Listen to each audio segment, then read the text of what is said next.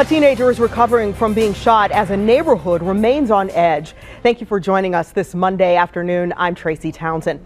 The shooting happened this morning at the Steak and Shake on Polaris Parkway. The victim made it home to Annandale Court, where police officers have been standing guard. 10 TV's Kevin Landers is live on Polaris Parkway with the latest. Kevin.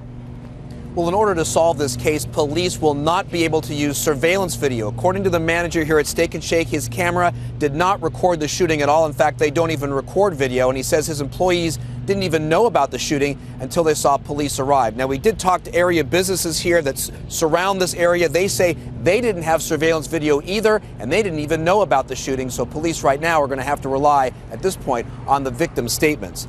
Now, this all started at the Steak and Shake on Polaris Parkway. The 17-year-old male said he had just left the drive-thru of the Steak and Shake when he said he pulled into the main parking lot, and that's when he says he was met by two men, one of them with a gun. The victim says he grabbed the gun from the suspect and immediately drove off, at which time he says the suspect fired, hitting him in the shoulder.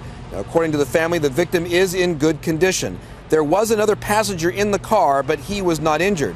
The victim says he then drove to his home, where he called 911 and was taken to the hospital. Police have yet to make an arrest in this case. Now, this is a very popular exit here off Polaris Parkway, and I spoke to businesses around here, and they tell me that this is a very unusual crime to happen at this location.